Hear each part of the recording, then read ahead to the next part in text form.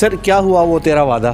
मैं पहली दफ़ा मैं आर्मी चीफ साहब को का शुक्रिया अदा करता हूँ। सब्सिडी किसानों की लेते हैं और डायरेक्ट ट्रक के ट्रक वो अफ़गानिस्तान को स्मगल कर देते हैं। इस टाइम जो 19-20 करता है वो आर्मी का अफसर है, वो कस्टम का अफसर है, वो FIA का अफसर है। बहुत सारे किसान इस वक्त जेलों में सड़ रहे हैं, जेलों में पड़े हैं और आप इस्लामाबाद में घूम रहे हैं। हम जब कनेक्शन लगाने जाते हैं तो वो कहते हैं लग नहीं सकता। लैंडमैन कहता है कि ये आप लगाएं, मुझे इसका महीने का 8,000 जो आपने उधर देना है मुझे देते रहें। मेरी खाद महंगी, बिजली महंगी, डीजल सैलाब से मेरा किसान तबाह है। सनाउल्लाह के थ्रू प्राइम मिनिस्टर साहब से भी मुलाकात हो गई थी, तो वो उस पर कोई अमल दरामद नहीं, लॉलीपॉप था वो। अगर आपके मुतालिबात या किसानों की जो इशू के ऊपर या खाद के ऊपर इस तरह के जो माफिया ख़त्म नहीं हुए, तो खालिद हुसैन बाट साहब अगला अमल क्या करेंगे? अगले इलेक्शन में खालिद हुसैन बाट साहब को हम कहाँ देख रहे हैं? इंशाल्लाह।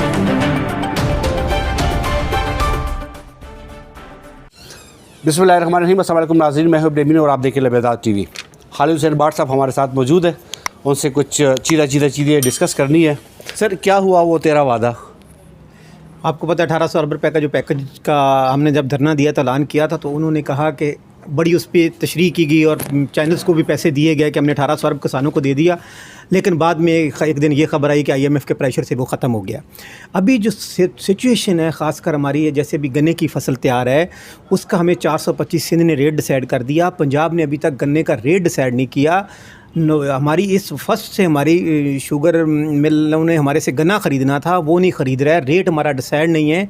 आगे हमने गंदम काश्त करनी है, कैसे करेंगे? खाद जो है यूरिया वो हमें ब्लैक में मिल रही है, DAP ब्लैक में मिल रही है। अभी गंदम का मेरा सीज़न है। हमारा मकई का रेट 1200 से 1800 रुपये, चावल हमारा 3200 से 4000 तक पहले ऊपर गया था, फिर अभी 2800, 2200, 2600। वो मेरी कास्ट भी नहीं पूरी हो सकती। किसान इस टाइम रुल गया है।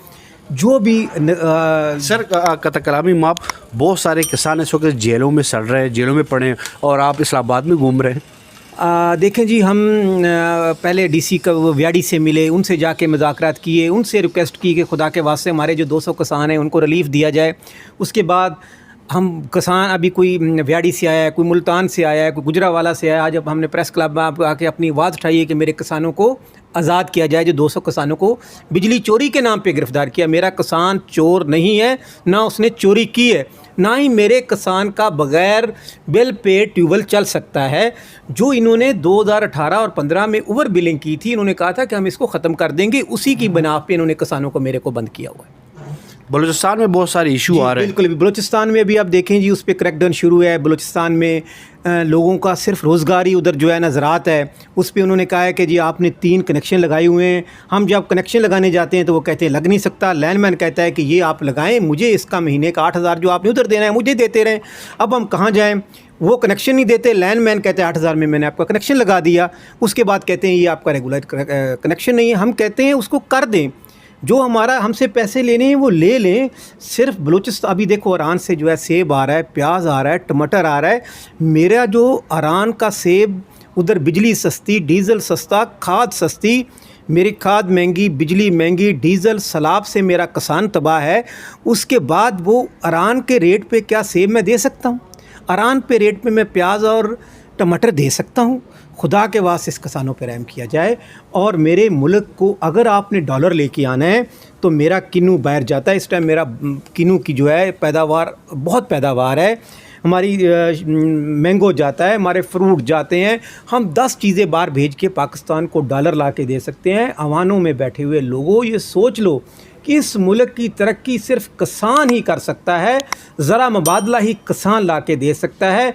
अगर आप इस पर रहम करें, कैसे रहम होगा? शुगर माफिया वो बैठी है। आप देखो जो खाद बनाने वाली फैक्ट्रियां हैं वो सब्सिडी ले रही हैं, और वो सब्सिडी किसानों की लेते हैं और डायरेक्ट ट्रक के ट्रक वो अफ़गानिस्तान को स्मगल कर देते हैं। मैं कहते हैं कता कलामी माप, अबानियों से याद आया कि गैर मुल्की और गैर कानूनी अबानी जो बाहर जा रहा है, उससे किसान मुतासिर हो रहे हैं या कोई मुस्बित चीज़ आ रही है? देखें जी, ये हर मुल्क में जो भी गैर कानूनी रह रहा है उसको बाहर जाना चाहिए।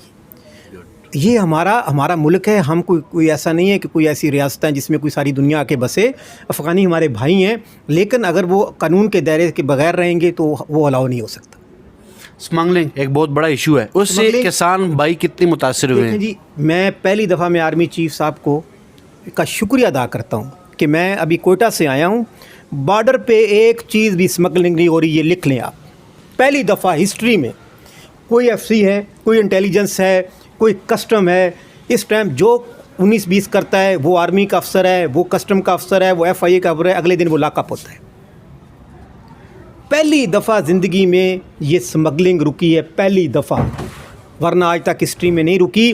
लेकिन उस पर भी माफिया इतना प्रेशर है कि इसको ख़त्म किया जाए। सर आपने धरना दिया था, 10-8 दिन आप यहाँ पे तशरीफ़ फरमाते अपने किसान भाइयों के साथ, फिर राना सनाउल्लाह साहब के साथ आपकी मुलाकात हो गई थी, प्राइम मिनिस्टर से भी मुलाकात हो गई थी, राना सनाउल्लाह के थ्रू प्राइम मिनिस्टर साहब से भी मुलाकात हो गई थी, तो वो उस पर कोई अमल दरामद नहीं, लॉलीपॉप था वो? उन्होंने 1800 अरब का तो हमें एग्रीमेंट किया था, एग्रीमेंट साइन किया था कि किसानों के लिए रिलीफ है, लेकिन वो कहते हैं IMF का प्रेशर हम नहीं दे सकते। सर अभी भी आपकी चूँकि जल्दी में अभी बहुत सारे इशू किसानों के सामने पेश आ रहे हैं, अगर आपके मुतालिबात या किसानों की जो इशू के ऊपर या काद के ऊपर इस तरह के जो माफिया ख़त्म नहीं हुए, तो खालिद हुसैन बाट साहब अगला अमल क्या करेंगे? हम जल्दी अपनी इस टाइम सिंध में, मैं 4 दिन पहले सिंध की सारी किसान तंजीमों से मिल के आया हूँ, बलूचिस्तान की सारी तंजीमों से मिल के आया हूँ। बलूचिस्तान वाले तो कल हड़ताल पे जा रहे हैं, वो तो पूरे शाहरा बंद कर रहे हैं, लेकिन हम चाहते हैं कि मेरा मुल्क है ये डिस्टर्ब ना हो जाए, मेरी आवाम डिस्टर्ब ना हो जाए। हम गवर्नमेंट के वानों में बैठे से अपील करते हैं कि हम लीडर भी अपने किसानों को नहीं रोक सकेंगे रोड पे आने पे, जैसे कि कल बलूचिस्तान के लोग शाहरा को बंद कर रहे हैं। इस तरह अगर पूरे किसान बाहर निकलेंगे, हम सब्र करके बैठे हैं कि मेरे मुल्क को कोई परेशानी ना हो, लेकिन जब इंसान के पाँव जलते हैं तो फिर बच्चे भी पाँव के नीचे दे लेता है, तो अब हमारे पाँव जल रहे हैं। अगले इलेक्शन में खालिद हुसैन बाट साहब को हम कहाँ देख रहे हैं? इंशाल्लाह। मैंने बहुत शुक्रिया, थैंक यू।